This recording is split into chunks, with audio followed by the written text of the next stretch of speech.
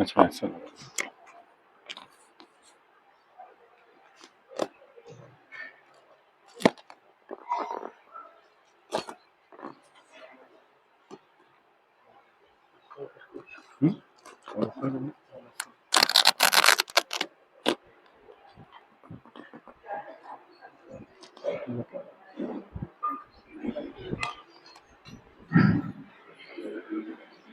हरे कृष्णा।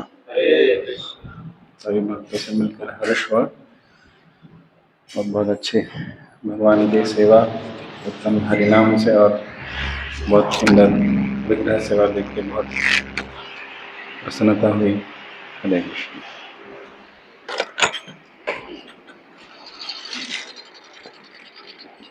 आज हम पढ़ रहे हैं श्रीमद् भागवतम पहले स्कंद के 19वें अध्याय के 20वें श्लोक से। महाराज परीक्षित एवं सुखदेव गोस्वामी के भेंट के बारे में ये अध्याय है और सुखदेव गोस्वामी का प्राकटीकरण हुआ है। ओम अज्ञानतिमिरान्धस्य ज्ञानाञ्जनशलाकया चक्षुरुन्मिलितं येन तस्मै श्रीगुरवे नमः। श्रीचैतन्यमनोभीष्टं स्थापितं येन भूतले स्वयं रूपा कदा मह्यं ददाति स्वापदान्तिकम्। वन्देऽहं श्रीगुरो श्रीयुतापदकमलं श्रीगुरोन् वैष्णवांश्च श्रीरूपं साग्रजातं सहगण रघुनाथान्वितं तं सजीवम् साद्वैतं सावधूतं परिजनासहितं कृष्ण चैतन्यदेवं श्रीराधा कृष्ण पादान् सहगण ललिता श्रीविशाखान्वितांश्च नमः। ॐ विष्णुपादाय कृष्ण पृष्ठाय भूतले श्रीमते भक्तिवेदान्त स्वामिनिति नामिने। नमस्ते सरस्वती देवे गौरवाणी प्रचारिणे निर्विशेष शून्यवादी पाश्चात्य देशतारिणे। नमो महावदन्याय कृष्ण प्रेम प्रदायते कृष्णाय कृष्ण चैतन्य नामने गौरतिषे नमः। हे कृष्ण करुणा सिंधु दीनबंधो जगत्पते गोपेश गोपिका कांत राधा कांत नमोस्तुते।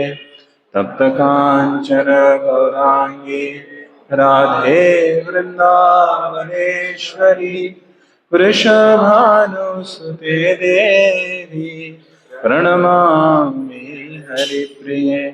वाञ्छाकल्पतरुभ्यश्च कृपा सिन्धुभ्येव च पतितानां पावनेभ्यो वैष्णवेभ्यो नमो नमः।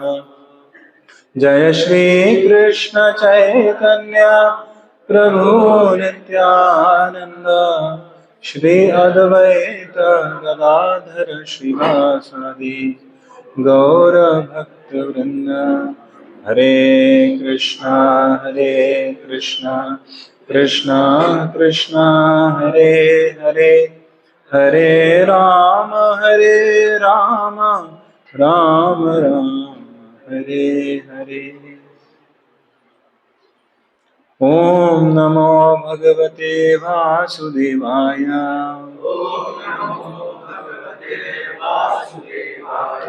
ओम नमो भगवते वासुदेवाय।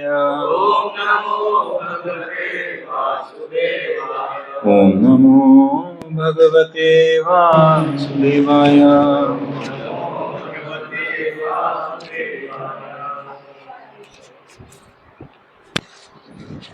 न वा इदं राजर्षिर्वर्य न वा इदं राजर्षिर्वर्य चित्रम् भवत्सु कृष्णं समनुव्रतेषु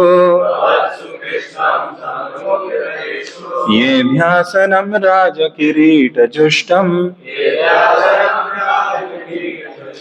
सद्यो सद्यो जहुर्भगवत् पार्श्वकामा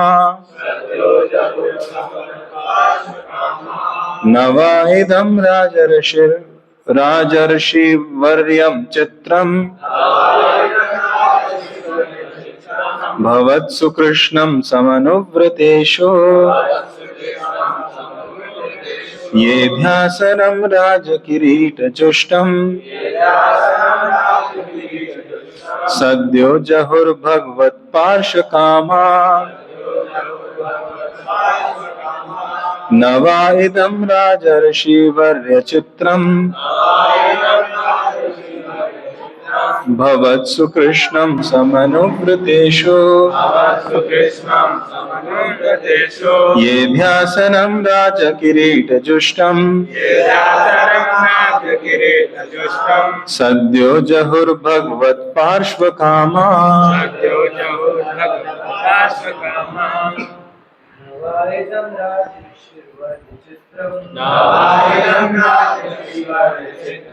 वत्सु कृष्णं समनुव्रतेषु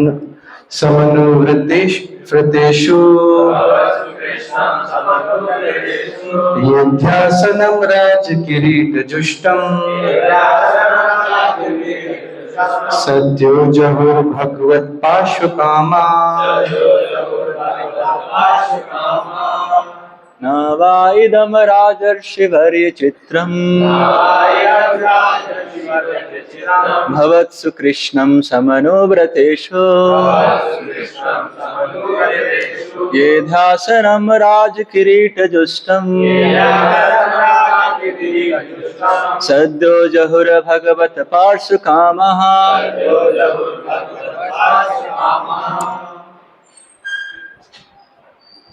कोई भक्त न वा इदं राजर्षिवर्यचित्रम्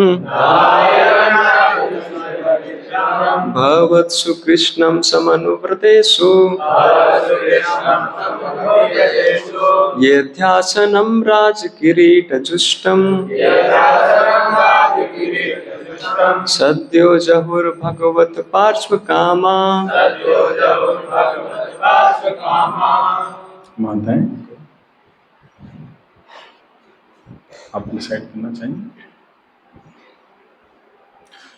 न तो वा इस प्रकार इदम यह राजर्षि ऋषि समान राजा वर्य प्रधान चित्रम आश्चर्यजनक भवत्सु आप सबको कृष्णम भगवान श्री कृष्ण समनुव्रतेषु उस पथ पर दृढ़ रहने वालों को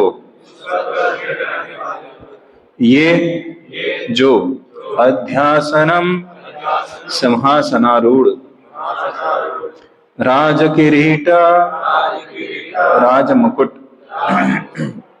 जुष्टम अलंकृत सद्य शीघ्र जहु त्याग दिया भगवत श्री भगवान पार्श्वकामा संगति प्राप्त करने का इच्छुक। अनुवाद तथा तात्पर्य श्री प्रभुपाद जी द्वारा। मुनियों ने कहा, हे भगवान, श्री कृष्ण की परंपरा का पालन करने वाले पांडुवंशी राजऋषियों के प्रमुख, यह तनिक भी आश्चर्यजनक नहीं है कि आप अपना वह सिंहासन जो अनेक राजाओं के मुकुटों से सुशोभित है, श्री भगवान का नित्य सानिध्य प्राप्त करने हेतु त्याग रहे हैं।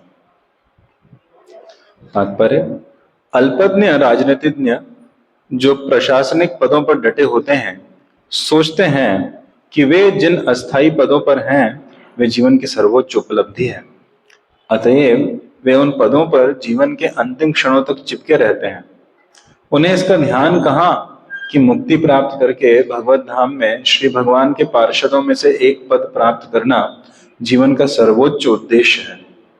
मनुष्य जन्म इसी के लिए मिला है। श्री भगवान ने श्रीमद् भगवद गीता में हमें कई बार आश्वस्त किया है कि सनातन भगवत धाम को प्राप्त होना सर्वोच्च उपलब्धि है। प्रहलाद महाराज ने भगवान नरसिम्हा से प्रार्थना करते हुए कहा, हे प्रभु, मैं जीवन की भौतिकवादी शैली से अत्यधिक भयभीत हूं।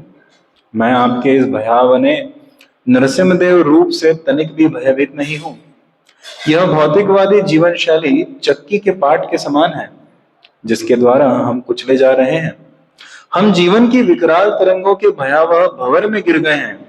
अतएव हे भगवान, मैं आपके चरण कमलों में प्रार्थना करता हूं कि आप मुझे सेवक के रूप में अपने नित्य धाम में पुनः बुला लें।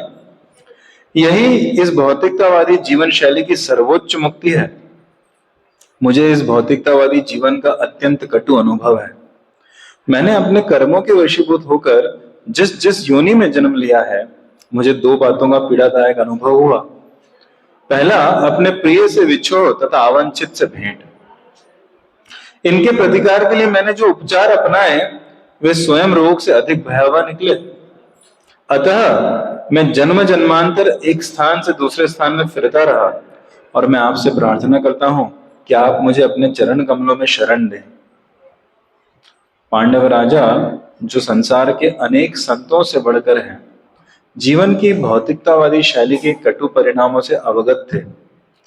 वे कभी उस राज सिंहासन की चमक दमक से मोहित नहीं थे जिस पर वे बैठे थे। वे सदैव श्री भगवान का सानिध्य प्राप्त करने के हेतु उनके द्वारा पुकारे जाने हेतु उत्सुक रहते थे। महाराज परीक्षित महाराज युधिष्ठिर के सुयोग्य पौत्र थे। महाराज युधिष्ठिर ने अपने पौत्र के लिए सिंहासन छोड़ दिए और इसी प्रकार महाराज युधिष्ठिर के पौत्र महाराज परीक्षित ने अपने पुत्र जन्मेजय के लिए सिंहासन छोड़ दिया। इस वंश में समस्त राजाओं का ऐसा ही संस्कार था, क्योंकि वे सभी भगवान श्री कृष्ण की परंपरा का पालन करने वाले थे। इस प्रकार भगवत भक्त कभी भी भौतिकतावादी जीवन की चमक दमक से मोहित नहीं होते और वे निष्पक्ष भाव से झूठे भ्रामक भौतिकतावादी जीवन के विषयों से अनासक्त रहते हैं। कृष्ण। ये श्लोक और तात्पर्य में यहाँ मुनिगण परीक्षित महाराज का अभिनंदन कर रहे हैं और परीक्षित महाराज की बुरी बुरी प्रशंसा कर रहे हैं कि भाई आपका कहना क्या कि आपने जो ऐसा राज सिंहासन है जिसके लिए पृथ्वी के समस्त राजागण लालयित रहते हैं प्राप्त करने के लिए, और आप चक्रवर्ती सम्राट हैं और आपने वह एक ही क्षण में त्याग दिया। किस कारणवश, किस हेतुवश? कि आपको श्री कृष्ण की महिमा का गुणगान श्रवण करना है। तो ये तो आपके महान वंश जिसमें आप जन्मे हैं, पांडव गण के महान वंश में, ये उसकी महानता है, उसकी महिमा बताता है कि कैसे आपने इतना बड़ा राज्य बस ऐसे ही छोड़ दिया। और प्रभुपाद जी तात्पर्य में बता रहे हैं कि कैसे आजकल के जो आधुनिक काल के जो प्रशासनिक लोग हैं, अल्पज्ञ राजनीतिज्ञ। प्रभुपाद जी कितना एक एडजेक्टिव है ना, अल्पज्ञ है ना, लेस इंटेलिजेंट पॉलिटिशियंस। अल्पज्ञ राजनीतिज्ञ आजकल के, वे भ्रमित होकर माया के प्रभाव में पड़कर अंतिम क्षण तक है ना पद और कंट्रोल के पीछे भागते रहते हैं।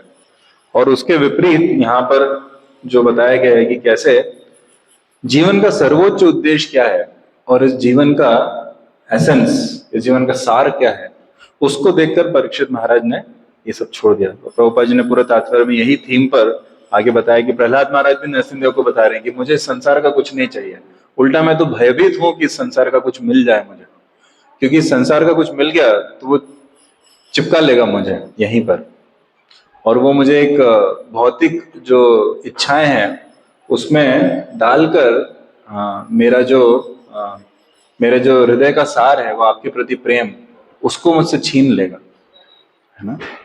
तो उसके बाद प्रभुपाद जी और भी बताते हैं कि कैसे ये तो सबसे बड़ा दर्द होता है इस दुनिया में। प्रभुपाद जी बता रहे हैं कि जो कटु अनुभव है इस जीवन का, इस भौतिकतावादी जीवन का, वो क्या है कि व्यक्ति विवाह करता है, ऐसा सोचता है कि मैं बड़ा प्रसन्न हो जाऊंगा, लेकिन वो जो अटैचमेंट, वो जो भौतिक आसक्ति जो पत्नी, बच्चे या पति या अपने घर या किसी चीज से हो जाती है, वो ऐसी हो जाती है कि वो उसके विछोह में बड़ा दुखी रहता है, बड़ा दुखी रहता है, और उसको डर लगता है कि ये मुझसे खो ना जाए, तो क्या होगा। तो ये कह रहे हैं प्रहलाद महाराज कि भाई मैंने इस रोग को मिटाने के लिए जो उपचार अपनाए, भौतिक जीवन में रोग मतलब कि भाई मुझे डर लग रहा है, तो उस रोग को मिटाने के लिए जो उपचार अपनाए, भौतिक रोग और भौतिक उपचार, वो दोनों ही, वो उपचार भी उससे ज्यादा भयानक निकले, है ना। तो जीवन में हम ऐसा ही देखते हैं संसार में, और बोल रहे हैं इसके कारण मैं जन्म जन्मांतर अलग अलग योनियों में जन्म लेता फिर रहा हूं, लेकिन मैं तड़प रहा हूं, तो आप मुझे अपनी भक्ति में लगा लीजिए। और इसके बाद अंत में प्रभुपाद जी बता रहे हैं कि कैसे ऐसे पांडव राजा जो जीवन के सभी तथ्यों से अच्छे से अभिभूत थे, वो ये समझते थे कि संपूर्ण संसार में साम्राज्य करने के बावजूद हम प्रसन्न नहीं हो सकते। इसलिए प्रभुपाद जी कहते हैं कि युधिष्ठिर महाराज ने भी तुरंत चमक दमक से मोहित ना होकर जैसे ही अवसर मिला सब कुछ त्याग दिया। और उसके बाद बोलते हैं कि उसी प्रकार से वो कह रहे हैं कि उनके सुयोग्य पौत्र के लिए उन्होंने सिंहासन छोड़ दिया, जैसे ही वो सुयोग्य हुआ, और जैसे ही इनको अवसर मिला महाराज परीक्षित को, इन्होंने भी तुरंत छोड़ दिया। तो आप देखते हैं कि यही थीम श्री राधा वेणी माधव की कृष्ण प्रभुपाद की, यही थीम भरत महाराज जो 5वें स्कंद में आते हैं उनके बारे में भी, मल्लवत तुरंत छोड़ दिया जैसे ही अवसर मिला। अर्जुन ने भी तुरंत छोड़ दिया था, जब अर्जुन को 14वें या 15वें अध्याय में जब कृष्ण गए तो युधिष्ठिर महाराज बोला चलो हम भी चलेंगे, है ना। जीवन का सार नहीं है तो फिर जीवन का ही क्या अर्थ है ना। कृष्ण नहीं है तो फिर क्या मतलब है। हम रामायण में भी देखते हैं इसी तरह से तुरंत दशरथ महाराज ने छोड़ दिया कि प्रभु रामचंद्र जी हैं और मेरा बुढ़ापा आ गया, अब मुझे हरे राम हरे कृष्णा करना चाहिए, तो उन्होंने तुरंत छोड़ दिया। तो प्रभुपाद जी कह रहे हैं कि परीक्षित ने भी जन्मेजय के लिए छोड़ दिया। क्यों वो प्रभुपाद जी अब अंत में ये प्रश्न उठाते कि ये सब लोग ऐसा क्यों कर पाए, क्योंकि कह रहे हैं क्योंकि वे सभी भगवान श्री कृष्ण की परंपरा का पालन करने वाले थे, वे सभी जीवन की चमक दमक से मोहित नहीं रहे थे और निष्पक्ष भाव से झूठे भ्रामक भौतिकतावादी जीवन के विषयों से अनासक्त रहते हैं, क्योंकि वे जानते हैं कि इस जीवन का सार क्या है, और वो है श्री कृष्ण के प्रति प्रेम। तो ये पूरा जो संस्करण है वही इसी भाव पर पूरी तरह से बताया गया है भागवतम में, कि परीक्षित महाराज को पता था कि जीवन का, इनफैक्ट उन्होंने सबसे पहले प्रश्न ही वही पूछा कि एक सामान्य व्यक्ति का क्या कर्तव्य है जीवन में, और विशेषकर एक व्यक्ति जो मरणासन्न है उसका क्या कर्तव्य है। और सुखदेव गोस्वामी ने आगे चल के बताया क्लियरली कि दोनों का ही असल में एक ही सार है, वो है श्री कृष्ण का स्मरण करना, श्री कृष्ण की तीव्र शुद्ध भक्ति करना। तो प्रभुपाद जी के बारे में भी हम देखते हैं कि वह इसी सार को कितने क्लियरली समझे, और उन्होंने अपने संपूर्ण तात्पर्य में हर जगह इस सार को प्रतिपादित किया है। और प्रभुपाद जी स्वयं भी अपने उदाहरण से दिखाए कि प्रभुपाद जी गए तो ऐसा नहीं कि कहीं कुछ कर्म कांड सिखा रहे हैं, कहीं कुछ ज्ञान वगैरह सिखा रहे हैं, कहीं कुछ योग का मार्ग सिखा रहे हैं, कुछ नहीं। प्रभुपाद जी ने हर जगह बस एक ही सार सिखाया, कृष्ण कृष्ण कृष्ण कृष्ण कृष्ण। और ना प्रभुपाद जी ने पात्रता देखी ना अपात्रता देखी। प्रभुपाद जी ने बस एक ही देखा कि अगर आप कृष्ण को ग्रहण करने की आप में उत्सुकता है तो फिर आप योग्य हो, और नहीं तो आप योग्य नहीं हो।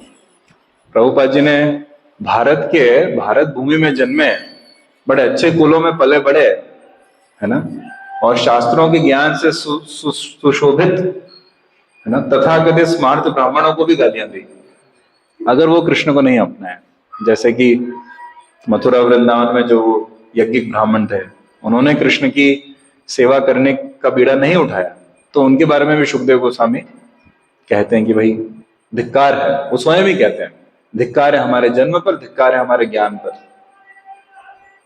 तो जो कृष्ण को नहीं अपनाए और जो कृष्ण की सेवा में रुचि ना ले, उसके पास कुछ नहीं है, क्योंकि जो भी कुछ है, अगर कुछ है भी तो भी वह चला जाएगा, कुछ रहेगा नहीं उसके पास। और इसी तरह से हम देखते हैं कि प्रभुपाद जी ने जब मंदिर बांधने का बीड़ा उठाया पाश्चात्य देशों में, तो उन्होंने कहा कि क्या फर्क पड़ता है कि कैसी बिल्डिंग है, भले एक दुकान है। प्रभुपाद जी ने दुकान में मंदिर बांधा, पहला मंदिर। पहला क्या, पहला और दूसरा। इस्कॉन के पहले 2 मंदिर, एक है ना न्यूयॉर्क में और एक सैन फ्रांसिस्को में, दोनों दुकान में थे लंबी दुकान, ऐसे ट्रेन के डब्बे जैसी। और प्रभुपाद जी ने बोला उससे क्या फर्क पड़ता। प्रभुपाद जी ने उल्टा अपने शिष्यों का, जैसे मैंने करा है वैसे तुम भी कर सकते हो, जाओ स्टोर फ्रंट लो और। तो ये कई कई जगह प्रभुपाद जी ने चर्चेस में मंदिर प्रारंभ किए, क्योंकि उन्हें तो ये ज्ञात था कि बस हरे कृष्णा करना है। प्रभुपाद जी ने टॉमकिन स्क्वायर पार्क में वो पेड़ के नीचे बस, है ना, हरे कृष्णा कृष्ण कृष्ण हरे हरे, हरे राम राम राम हरे हरे। तो आज भी वहां पे न्यूयॉर्क में एक श्रीमान राय राम प्रभु हैं, वो बहुत सीनियर भक्त हैं, लगभग 40-45 साल से ब्रह्मचारी हैं, वहीं अमेरिकन भक्त हैं और काफी वृद्ध हैं। और वो प्रतिदिन हरिनाम पार्टी लेके जाते हैं 3 बजे से 8 बजे तक। पूरा मॉर्निंग प्रोग्राम अटेंड करेंगे, पूरा अच्छे से कीर्तन वगैरह करेंगे, फिर सुबह का प्रसाद लेते हैं, और फिर वो दोपहर में थोड़ा हल्का फुल्का कुछ लेके और अपनी सेवाएं वगैरह करके 3 बजे निकलते हैं और 8 बजे पुनः लौटते हैं। पूरी जो उनकी हरिनाम पार्टी, उन्होंने इतने भक्त बनाए हैं, कई जगह अमेरिका में वो सेवा कर रहे हैं। बस हरिनाम से यंग अमेरिकन लड़के लड़की जो है अट्रैक्ट हो जाते हैं कि कैसे इसमें इतना स्वाद है। और बस ऐसा, जैसे यहाँ पे अपना ये क्या कालीन डला हुआ ऐसा डाल देते हैं पतला सा, वहां पे वो बोलते हैं स्क्वायर, जैसे आपने टाइम स्क्वायर का नाम सुना होगा, ऐसे वहां पे यूनियन स्क्वायर और कई तरह के ऐसे स्क्वायर हैं। स्क्वायर मतलब चौराहा, तो उसके तो वहाँ पे जगह होती है अच्छी, तो वहाँ साइड में पेमेंट यहाँ पे हम उसको डाल के बस बैठ जाते हैं और 2 छोटे स्पीकर निकाल लेंगे, माइक निकाल लेंगे और हारमोनियम मृदंग करताल, और बस खो जाते हैं। ऐसा नहीं कि किसी एक व्यक्ति को बैठा के, बस वहाँ पे हरे नाम होते, तो लोग उनका आनंद देखते हैं, तो लोग भी बड़े आके फोटो खिंचवाते हैं, नृत्य करते हैं, प्रभुपाद जी की पुस्तकें लेते हैं, ग्रहण करते हैं, प्रसाद ग्रहण करते हैं थोड़ा सा, और भक्त बनते रहते हैं प्रभुपाद जी ने परंपरा प्रारंभ करी थी, है ना, श्री कृष्ण की, जैसे यहाँ कहा गया उसको, तो इतनी चमक दमक है न्यूयॉर्क में, तो सच में चमक दमक है।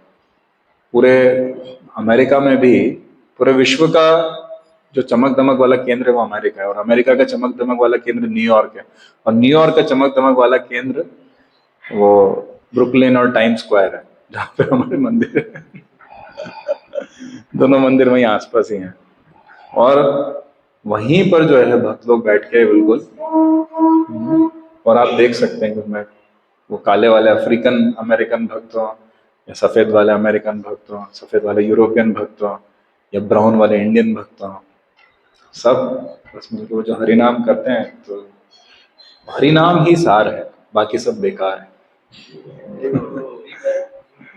तो और यही तथ्य सिखाने श्री चैतन्य महाप्रभु यहाँ पधारे इस भौतिक जगत में। और तुम्हारे लोइलो आमी होइनो अवतार, आमी बिना बंधु आरा के आछे तुम्हारा।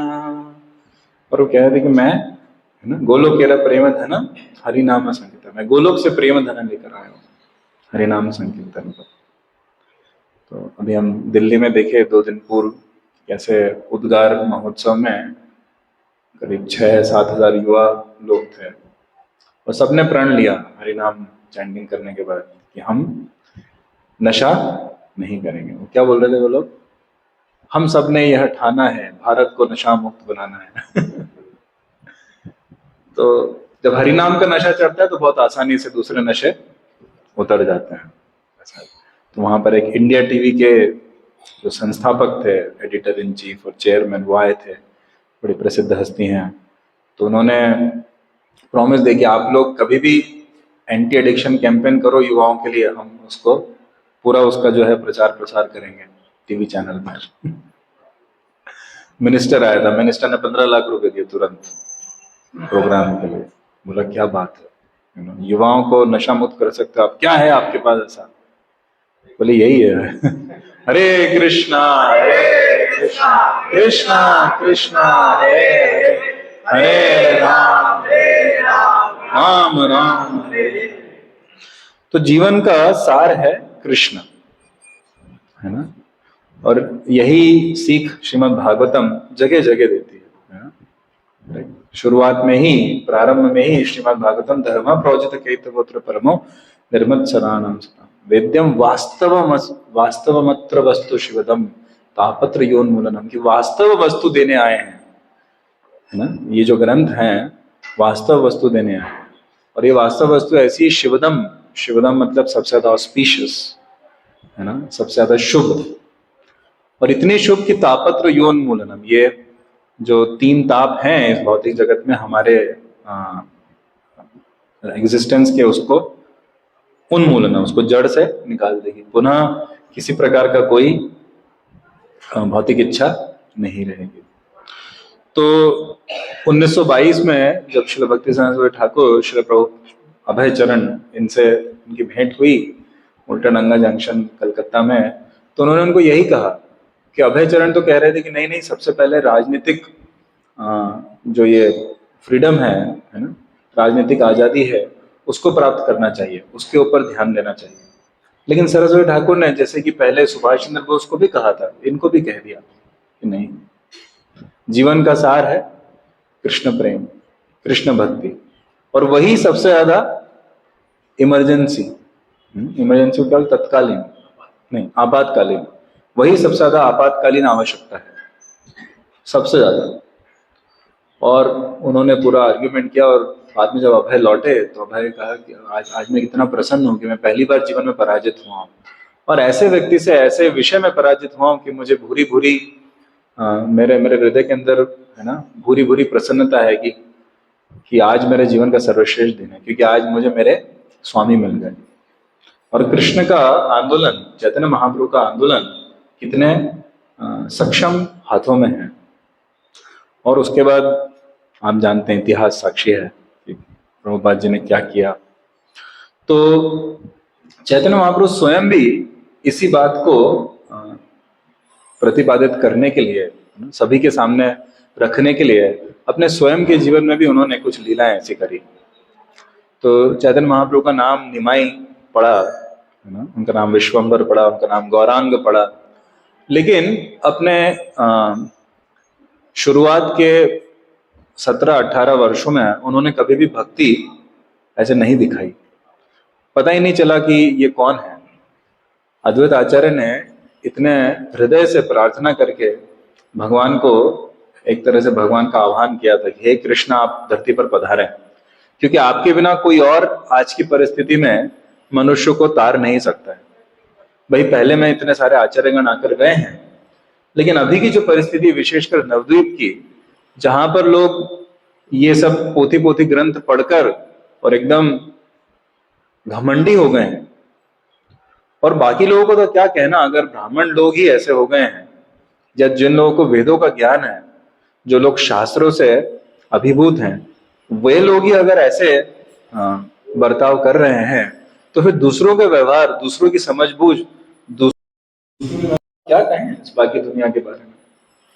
तो उन्होंने बड़ी प्रार्थना करी, प्रतिदिन जाकर जो है गंगा जल और तुलसी और चंदन, इन 3 वस्तुओं से वे गंगा के तट पर बैठकर शालिग्राम शिला, जो कृष्ण का रूप है, कृष्ण का स्वरूप है, उनकी आराधना करते हैं। और वो भगवान का नाम लेते लेते उनसे प्रार्थना करते कि आप आइए, अवतरित हुई। और कैसे नहीं सुनेंगे भगवान ऐसे भक्त की। तो प्रभु आए, लेकिन निमाई जब आए तो समझ में ही नहीं आया। आकर्षण बहुत था उनके स्वरूप को देख के, और उनकी जो गतिविधियां थी एक बालक के रूप में भी। वो जब अद्वैत आचार्य के प्रभु के घर जाते थे और अपने भाई विश्वरूप को बुलाते थे कि मैया तुमको प्रसाद के लिए बुला रही है, हर कोई बड़ा आकर्षित हो जाता था, लेकिन समझ में नहीं आता था क्या चक्कर है और भगवान अभी तक क्यों नहीं पधारे। तो जीवन चलता रहा और 16, 17, 18 वर्ष के ये हो गए और इनका विवाह भी हुआ था, है ना। और कृष्ण प्रिया से, पहले किससे होता, विष्णु प्रिया से, लक्ष्मी प्रिया से होता था, विष्णु। तो 16 वर्ष की आयु में इनका विवाह हुआ था लक्ष्मी प्रिया से। और ये कार्य जो है वो करते थे कि वो स्वयं एक बहुत अच्छे ब्राह्मण थे और बहुत ज्यादा ज्ञानी थे, पंडित विद्वान थे। तो ये ग्रामर पढ़ाते थे, संस्कृत ग्रामर, संस्कृत व्याकरण, और इतने प्रसिद्ध थे इनसे पढ़ने, मतलब एक बहुत बड़ा, जैसे कोई IIT बॉम्बे में या कोई हार्वर्ड में, ऑक्सफोर्ड में आज जो जैसा नाम है वैसा लोग पढ़ने आते थे, स्टैनफोर्ड है, और सबसे बड़े मतलब व्यक्ति माने जाते थे जो पढ़ाने में एकदम निपुण, सर्वोत्तम।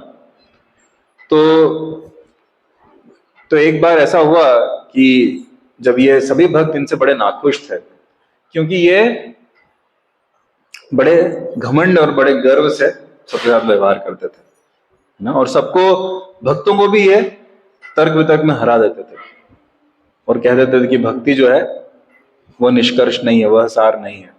और भक्त लोगों को मालूम है कि है, लेकिन उनके पास इतनी सूचना या इतना ज्ञान का भंडार या इतना मनोबल भी नहीं होता था। अब ये तो क्या स्वयं भगवान है, तो जिस तरह से कुछ करना चाहे तो कौन क्या कर पाएगा। प्रभुपाद जी भी अपने शिष्यों को हराते रहते थे, वो बोलते देखो भक्ति सार नहीं है। फिर लोग भटक जाते थे, प्रभुपाद जी फिर पुनः अपने ही बातों को काट पाते थे ना, शास्त्र के तर्क पर और लॉजिक पर, तर्क वितर्क पर। तो एक बार किसी कार्यवश निमाई को गया जाना पड़ा। गया बहुत ज्यादा दूर नहीं है वहां से, बंगाल से, वैसे अंदर झारखंड जाते हैं और फिर वहीं से बंगाल। तो उन्हें गया जाना पड़ा। जब वो गया गए तो वहां पर, अब मालूम है आपको कि गया में श्री विष्णु के चरण कमल हैं। आज भी पूरे विश्व से लोग जाते हैं गया में श्राद्ध करने, विशेषकर। तो ये भी श्राद्ध के लिए गए थे।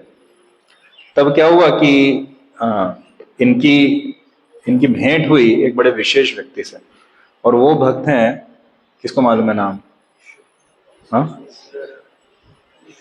ईश्वरपुरी, श्रीपाद ईश्वरपुरी, श्रीपाद ईश्वरपुरी की। तो उनके बारे में बड़ा विशेष उल्लेख आता है कि किस तरह के भक्त थे, और उनकी भक्ति देखकर और उनसे प्रवचन सुनकर ये इतने, हृदय इनका इतना कोमल हो गया कि इनको लगा कि मैंने अपना जीवन अभी तक पूरा वेस्ट किया है कृष्ण की भक्ति नहीं करके, वह भी नवद्वीप में रह गए, जहाँ अद्वैत आचार्य, गदाधर पंडित, श्रीवास ठाकुर, है ना, काशीश्वर पंडित और अन्य कितने ही विशेष भक्त वहां पर जन सामान्य गण में उपस्थित थे। और मुझे कई बार उन्होंने कहा भी, लेकिन मैं तो उनके प्रति अपराध करता था, उनकी निंदा करता था, उनकी कभी बात नहीं सुनता था। तो निमाई ने इनसे ईश्वरपुरी से दीक्षा भी प्राप्त कर ली, उनकी सेवा करी, और उस सेवा के पश्चात उनसे निवेदन किया कि मैं आपके संग से इतना प्रभावित हूं कि मैं आप ही की सेवा जीवन पर्यंत करना चाहता हूं, और आप मुझे कृपया दीक्षा देके, कृष्ण मंत्र देके अपने सेवक के रूप में मुझे स्वीकार लीजिए। तो उसमें भी बड़े एपिसोड्स हैं कि कैसे चैतन्य महाप्रभु जब स्वयं एक बार अपने जहाँ पर वो निवास कर रहे थे कुटिया में वहां थे, तो ईश्वरपुरी भी वहां आए थे, और तब इन्होंने जो उसी समय कुकिंग करके भोग लगाया था, तो उन्होंने तुरंत ईश्वरपुरी को दे दिया। तब लक्ष्मी जी ने स्वयं उनके किचन में इनके लिए और कुकिंग किया, चैतन्य महाप्रभु के लिए।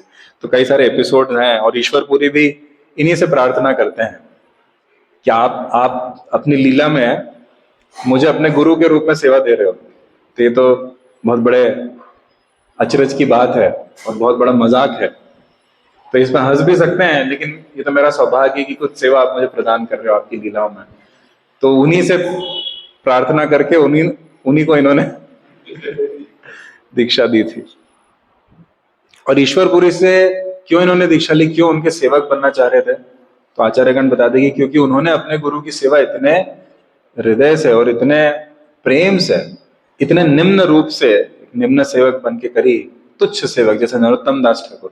नरोत्तम दास ठाकुर को भी स्वयं चैतन्य महाप्रभु ने अपने आवेश में, अपने आलिंगन में उनको कृष्ण प्रेम दिया था, क्योंकि उन्होंने भी अपने गुरु को बड़ा प्रसन्न किया।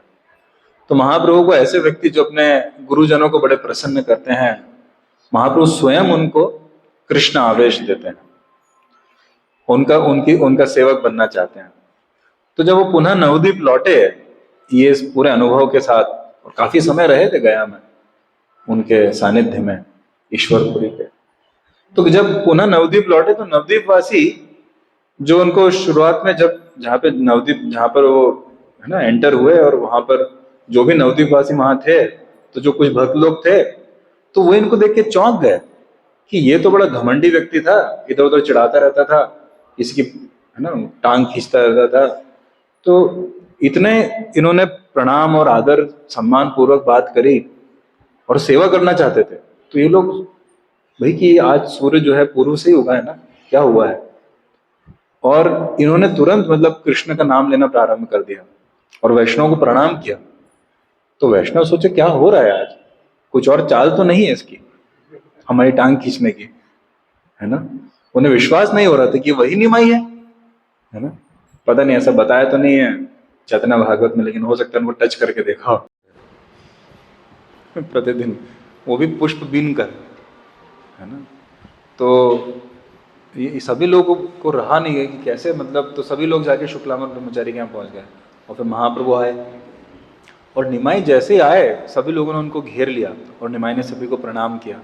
और निमाई फिर कहने लगे कि मैं आप वैष्णवों का क्षमा अपराधी हूँ, क्षमा प्रार्थी हूँ, मैं आप लोगों के प्रति अपराध किया हूँ, क्योंकि मैं कभी समझ ही नहीं पाया अपने घमंड के चक्कर में कि शास्त्रों का सार क्या है, और उस कारण मैंने हमेशा आप सभी का अपमान किया। और अभी मुझे पूरी तरह से समझ में आ गया कि जीवन का सार क्या है। और सभी वैष्णव बोलने लगे जय जय हरि हरि। और उन्हें लगा कि अगर निमाई जो इतना सुंदर है, जो इतना ज्ञानी है, इतना बड़ा पंडित विद्वान है, अगर ये इतना अच्छा भक्त बन गया है कि इसे इतना लग रहा है, तो फिर है ना प्रचार कितना बढ़ेगा। उस समय श्रीवास ठाकुर ने जोर से वो बात कही, कि let the family of Vaishnavas expand. ये उसी समय की बात है कि है ना वैष्णव के परिवार, वैष्णव के समूह का विस्तार होने दीजिए। ऐसा कि वो इतने प्रसन्न थे कि निमाई भक्त बन गया क्योंकि निमाई नवद्वीप का सार था वो भक्त बन गया तो कितनी अच्छी बात है। तो इस तरह से उसके बाद वो अपने घर आए सभी भक्तों के साथ। सची माता उनकी कितने समय से प्रतीक्षा कर रही थी, और वहां पहुंचते से ही वो बस कृष्ण कृष्ण कृष्ण ऐसे करके, तो और वहां पे सभी भक्त इतने प्रसन्न हो गए, कोई उनको पंखा कर रहा है, कोई उनके ऊपर पुष्प डाल रहा है। तो सची माता ने सोचा, उनको बड़ी चिंतित हो गई। उन्होंने तुरंत उनके जो घर में कृष्ण बलराम के विग्रह थे, उन्होंने उनसे प्रार्थना करी कि मेरे पति मर गए, मेरा बड़ा बेटा जो है संन्यास ले लिया और पता नहीं कहाँ चला गया, वो भी कृष्ण कृष्ण करता रहा, अब इसको भी कुछ हो गया है। तो इसका जो है ये जो भी मुझे समझ में नहीं आ रहा है क्या है, लेकिन जो भी है इसको आप जो है हटा दीजिए। क्या प्रार्थना है कि इसको ये जो भी हुआ है, क्योंकि मुझे लग रहा है कि ये भी खतरनाक हाँ लक्षण है। आजकल के लोग प्रार्थना करते हैं कि हमारे बच्चों को बहुत ऊंचा पद वगैरह मिल जाए, बहुत अच्छा पैसा कमाने लग जाए। और रूप सनातन जब प्राइम मिनिस्टर और चीफ मिनिस्टर है ना बन गए थे, तो उनके पिताजी यज्ञ करते थे कि भाई इनको ये सब क्या कर रहे हैं, है ना।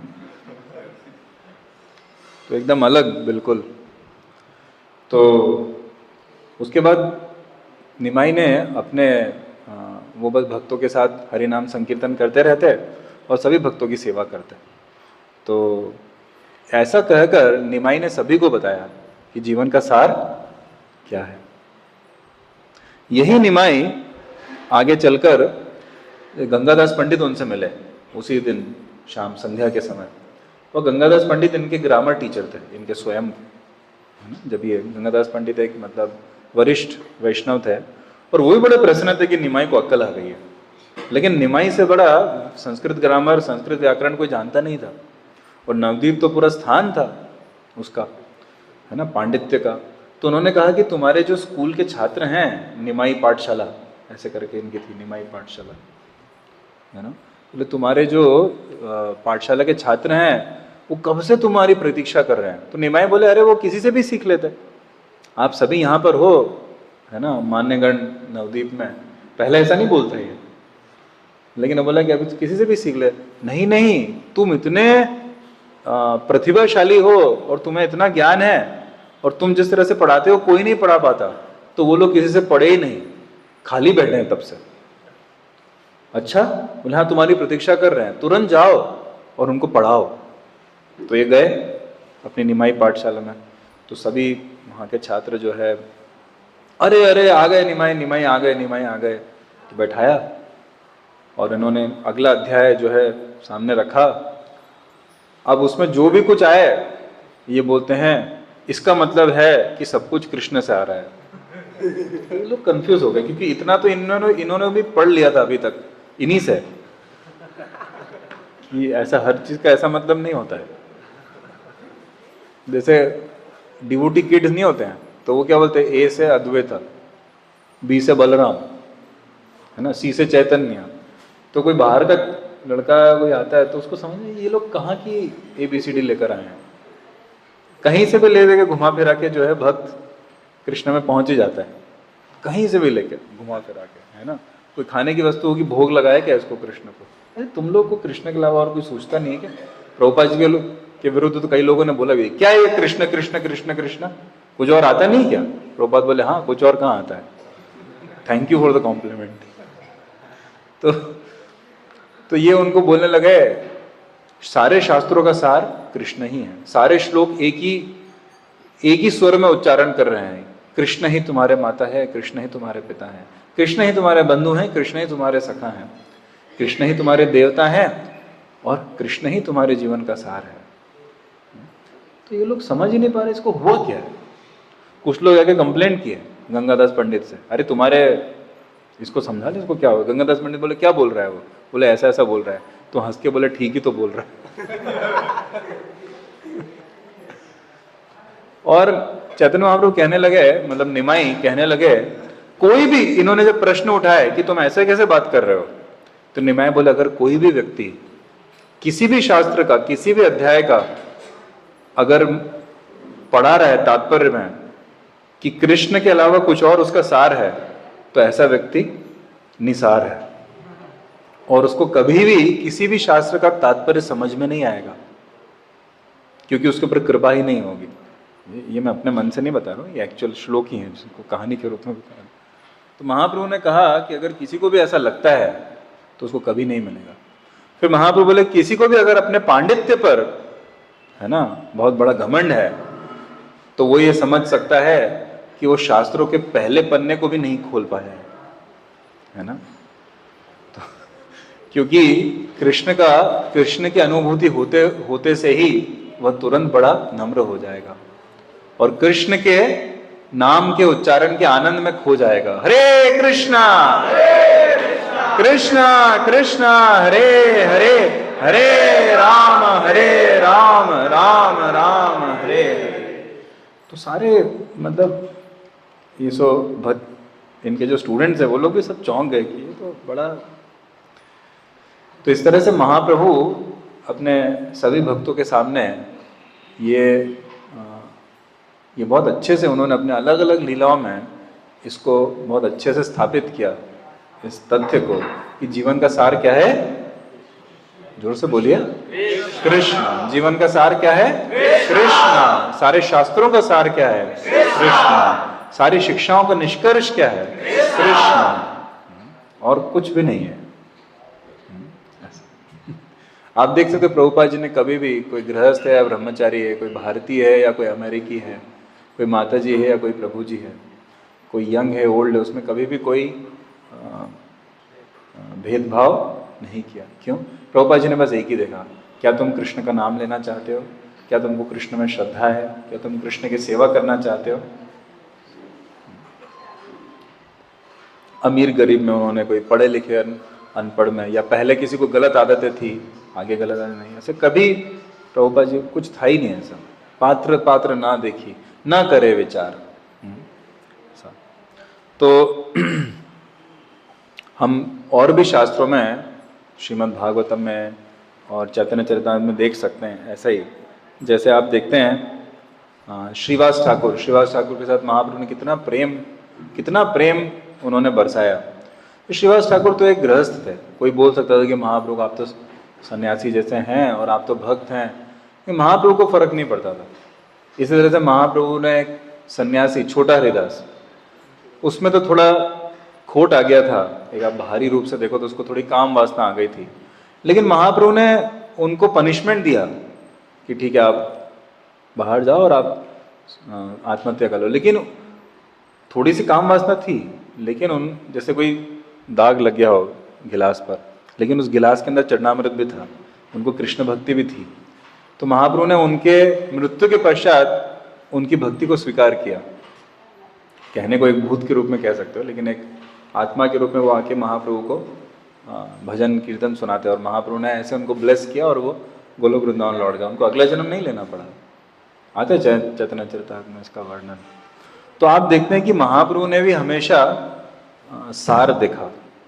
एक बार एक माता जी गा रही थी और महाप्रभु सन्यासी थे, तो जगन्नाथपुर में दौड़े कि अरे कौन है ये जिसके हृदय में कृष्ण के प्रति इतना अनन्य प्रेम है ना। इसमें कोई भौतिक इच्छा, इनकी मधुर गाने में कोई भौतिक इच्छा का मुझे अनुभव नहीं हो रहा है। इसी तरह से आप देखते हैं कि हरिदास ठाकुर जो एक मुस्लिम परिवार में जन्मे थे, बहुत ही निम्न मलेच्छ यौन, लेकिन महाप्रभु ने क्या दिखाया कि उनके हृदय का सार था हरिनाम, है ना भाई। 192 माला प्रतिदिन हरे कृष्ण। कल मैंने गोवर्धन में था मैं, तो मैंने 32 माला किया सुबह, तो उसमें ही थकान आ जाती है एक तरह से ना, कि भाई दिन भर सेवा भी है तो थोड़ा। तो 192 एवरीडे है ना, अलग ही लेवल। कि महाप्रभु ने दिखाया कि ये तो नामाचार्य है ना भाई। आप इस कलयुग की बात कर रहे हो जहां पर हरिनाम संकीर्तन ही सार है, और ये उसके आचार्य हैं। तो महाप्रभु ने भी सार दिखाया है हर जगह जगह। कोई उन्होंने वो नहीं देखा कि कौन कैसा है। आप देखते हैं इसी तरह से श्रीधर कोलावेचा, कोई इनको जानता ही नहीं था, लेकिन महाप्रभु ने बताया कि वो सबसे धनी व्यक्ति है। सबसे धनी वो स्वयं भी नहीं समझ पाया। तो मुझे सबसे धनी क्यों कहते रहते हो? तो उसके पास जो कपड़े थे उसमें छेद ज्यादा थे, कपड़ा कम था। उसकी कुटिया में छेद ज्यादा थे और छत कम थी। एक ही पात्र था, वो भी कोई पुराने कंस्ट्रक्शन साइट से सारे उठाया होगा, लोहे का उसमें डेंट लगा हुआ था। और वो जब वो बेचते थे मतलब केले, कोला बेचा मतलब केले बेचने वाला, तो वो इतने कम दाम में बेचे थे कि कोई कभी बेच ही नहीं सकता था। और उसमें भी निमाई बोलते तुम लूट रहे हो भाई। उसमें भी जो उनकी आधी इनकम होती थी, जो भी कुछ मान लीजिए आज के ज़माने में मतलब कोई व्यक्ति 20 रुपये कमा रहे हैं एक दिन का, उसमें से भी 10 रुपये गंगा की सेवा में लगाते थे, गंगा की आरती वगैरह में। अब वो 10 रुपये में आप सोचो मतलब कैसे तो आदमी क्या करेगा। और तो तुम सबसे अमीर आदमी हो और लोगों को बताते नहीं हो। और बाद में महाप्रभु ने महाप्रकाश लीला में सभी को अवगत कराया कि ये हरिनाम का धनी व्यक्ति है और नवद्वीप में सबसे धनी व्यक्ति है, इसलिए मैं इसकी दुकान जाता था। और उन्होंने भी कहा कि मुझे भगवत धाम नहीं लौटना है, हे महाप्रभु मुझे बस आप प्रतिदिन, है ना, अनंत काल तक आप प्रतिदिन मेरी दुकान में आते रहो और मुझसे मोल भाव करके छीन के लेके जाते रहो फ्री में, क्योंकि वो कभी पैसा दिया ही नहीं निमाई। ये बोलते 10 रुपए का 1 दर्जन केला है तो वो खूब मोल भाव करके उसको 2-2.5 तक ले आता था और फिर ऐसे ले जाता था, बोलते नहीं मुझे लगता है तुम्हारे पास वैसे ही बहुत धन है, मैं कुछ नहीं देने वाला। और ये बोलते थे कि मैं तो आप ही की प्रतीक्षा करता था प्रतिदिन, दुकान ही इसलिए लगाता था, जैसे गोपियां, है ना, माखन ही इसलिए निकालती थी कि कृष्ण आके चुराए और फिर उसकी कंप्लेन करे, क्योंकि कृष्ण का स्मरण करना तीव्र रूप से यही तो सार है। तो उन्होंने भी कहा मुझे और कुछ चाहिए ही नहीं, मुझे तो बस आप ही का संग चाहिए, आप आइए मोल भाव करिए और फ्री में लेके जाइए, लेकिन 2 घंटा करिए मोल भाव, है ना। तो ऐसे ही आप देखते हैं कि प्रभुपाद जी ने भी अपने भक्तों में कभी भेदभाव नहीं किया। प्रभुपाद जी स्वयं सन्यासी थे, लेकिन उन्होंने यमुना माता जी को हमेशा अपनी पुत्री के रूप में माना। और यमुना माता जी कितनी एक अमेरिकन थी, यंग, है ना, स्त्री थी, लेकिन प्रभुपाद जी ने हमेशा उनसे बड़े प्रेम से बात करी। और प्रभुपाद जी ने कहा ये इनको कृष्ण की भक्ति में भाव स्तर पर इनकी भक्ति है। प्रभुपाद जी अपने कितनी चीज़ों के बारे में यमुना माता जी से पूछते थे, तो यमुना ये कैसा लगा, क्या मैं सही हूँ? और यमुना माता जी बोलती थी हाँ। तो प्रभुपाद जी बोलते देखो यमुना भी कह रही सही हूँ। तो प्रभुपाद जी ने कभी, छोटे बच्चों से भी प्रभुपाद जी ने कभी भेदभाव नहीं किया, उनको भी प्रेम देते थे। और प्रभुपाद जी कभी भारत में, जैसे भारत में आए और भारतीय लोगों ने कभी कुछ प्रश्न चिन्ह उठाए उनके कुछ पाश्चात्य देश के, पाश्चात्य जगत के भक्तों पर कि भाई इनको उच्चारण नहीं आता है, इनको ये सही नहीं है, वो सही नहीं है। प्रभुपाद जी का इनकी भक्ति सही है, बस तुम्हारा बाकी सब सही होगा, लेकिन भक्ति गायब है ना, भगवान यहाँ से। तो प्रभुपाद जी ने हमेशा, है ना, ये देखा कि सार क्या है। प्रभुपाद ने देखा ठीक है ये हिंदी के लेक्चर सुन नहीं पा रहे, समझ नहीं पा रहे हैं, लेकिन भक्ति इनकी तीव्र है, तो सब कुछ बढ़िया है। All is well that ends well, है ना, लाइक दैट।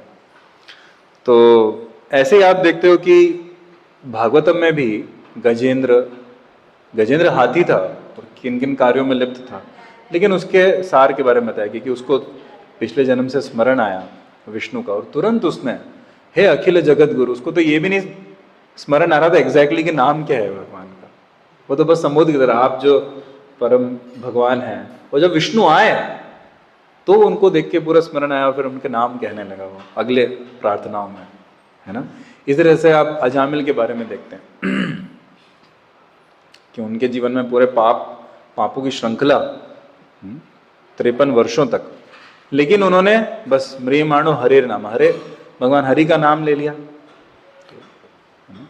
और अनेक इस तरह के, जो 8वें स्कंद में भी आप देखते हो कि एक इतने महान योगी और सन्यासी जो कितने ही ब्रह्मा के कितने ही दिनों से धरती पर उपस्थित थे, कौन? दुर्वासा मुनि। इतने बड़े उनको कितने तरह की शक्तियां थी उनके पास, कितने तरह के उनके पास पोथी ज्ञान के भंडार थे, लेकिन उनके सामने एक सरल से, एक तथाकथित विषयी, है ना, एक राजा भक्त जो विवाहित थे और बहुत छोटे थे एक तरह से, और उनको इतना सब ज्ञान ये सब नहीं था जैसे यज्ञिक ब्राह्मणों की पत्नियों को था।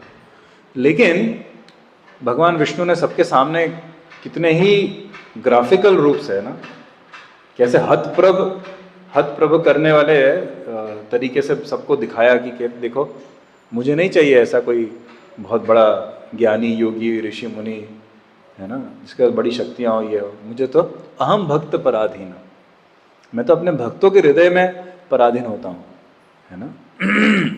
अस्वतंत्र, मैं स्वतंत्र नहीं हूँ, उनकी इच्छा, क्योंकि वो मुझे प्रेम करते हैं और मैं उन्हें प्रेम करता हूँ। तो मैंने यही चीज़ अमेरिका में भक्तों में देखी है कि हम यहाँ बैठ के सोच सकते हैं कि भाई अमेरिका तो इतना बेकार जगह है, तो हम भी सोचते थे सुनने के कारण, लेकिन एक्चुअली अमेरिका में भी अमेरिका का सार है कि इस्कॉन वहीं पे प्रारंभ हुआ, है ना। और इंडिया के जो सारे वृंदावन, मायापुर और प्रभुपाद जी ने बॉम्बे वगैरह बनाए हैं, इसका मैक्सिमम पैसा और भक्तों का भी जो सारा सपोर्ट है सब अमेरिका और यूरोप से आया। बुक डिस्ट्रीब्यूशन और सारे भक्त शुरू में, प्रभुपाद जी के समय तो हार्डली 10-12 भारतीय भक्त थे, उनको भी ज़्यादा पल्ले नहीं पड़ रहा था शुरू में। तो और अभी भी आप जब अमेरिका जाके देखोगे तो क्या फ़र्क पड़ता है, कोई अमेरिकन है या कोई छोटा है बड़ा है कोई क्या जॉब कर रहा है। कुछ लोग बोलते हैं जो मंदिर के अंदर रहते हैं भक्त लोग वही भक्त हैं, ऐसा नहीं है। जो हृदय से कृष्ण का है और कृष्ण को अपना मानता है वो भक्त है। जो प्रभुपाद जी, चैतन्य महाप्रभु, श्रीमद् भागवतम, हरिनाम संकीर्तन को है ना सार मत है, वो भक्त है। तो एक कथा साझा करके विराम करेंगे। तो मैंने कुछ दिनों पूर्व चैतन्य भागवत में पढ़ा था।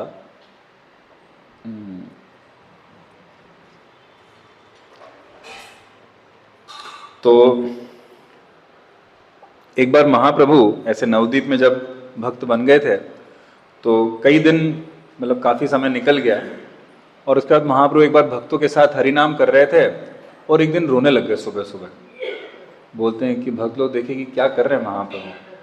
तो महाप्रभु कहे, बस रोते रोते किसी से तो बोल रहे थे, ऐसे ही भगवान से बोल रहे थे कि मेरे पिताजी पुंडरीक कहाँ हैं, पुंडरीक हे मेरे पिताजी आप कहाँ हो, मैं कितने समय से आपसे भेंट नहीं किया हूँ, और आपके विरह में मैं बहुत अधूरा हूँ, कहाँ हो आप, मैं कब आपसे भेंट कर पाऊंगा और मैं कैसे आपका संग छोड़ पाऊंगा।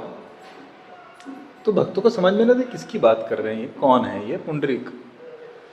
तो उन्होंने पूछ लिया कि महाप्रभु आप किसके बारे में बात कर रहे हैं, क्योंकि हमने तो कभी सुना नहीं ये पुंडरीक कौन है। तो महाप्रभु बताया, पुंडरीक के बारे में तुमने नहीं सुना तो तुम लोग तो बड़े अनफॉर्चुनेट, मतलब है ना, दुर्भाग्यशाली हो, अभागे हो।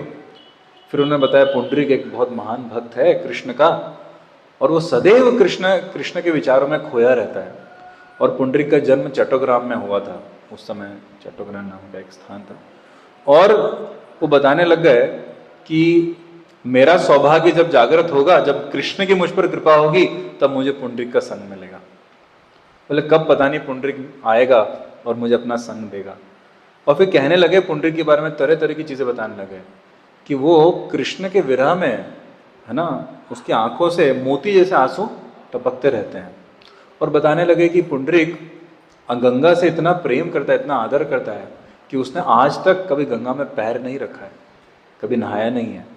जाता है प्रतिदिन सुबह और शाम, अत्यंत सुबह और अत्यंत शाम को। क्यों?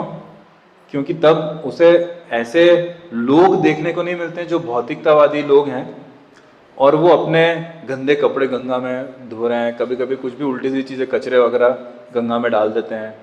तो पुंडरीक को ऐसा देखे उसके हृदय में बड़ा उसको दर्द होता है, इसलिए ऐसा नहीं देखे, इसलिए बहुत रात्रि में जाता है, नहीं तो बहुत भोर में जाता है एकदम, और वहाँ जाके गंगा को प्रणाम करता है और गंगा के सामने कृष्ण की महिमा का गुणगान करता है। और ऐसा मेरा भक्त है पुंडरीक, और मैं पुंडरीक के संग में कब आऊँगा। तो ये लोग सोचने लगे, अरे इतना महान भक्त है पुंडरीक, हमको नहीं पता था, कौन है ये पुंडरीक, कौन है ये पुंडरीक। सब भक्त ऐसा सोचने लग गए।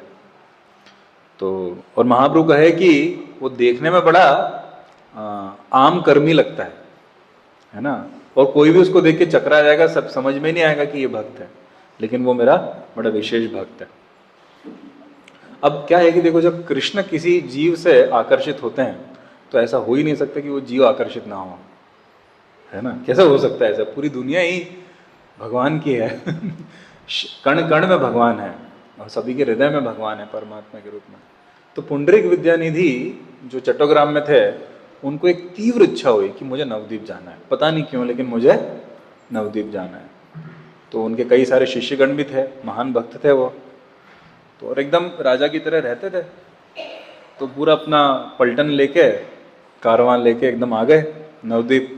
कुछ दिनों बाद जब नवद्वीप आए तो नवद्वीप में बिना किसी को बताए, बस एक नवद्वीप के एक कॉर्नर में एक स्थान पर अपना निवास वगैरह बना के और वहाँ पर रहने लगे। अब मुकुंदा को पता चला, श्री मुकुंदा, उनको पता चला कि ये यहाँ आए हैं और वो इतने प्रसन्न हो गए, इतने भाव विभल हो गए। मुकुंदा बोले अरे पुंडरीक विद्यानिधि आए हैं, पुंडरीक विद्यानिधि आए हैं नवदीप।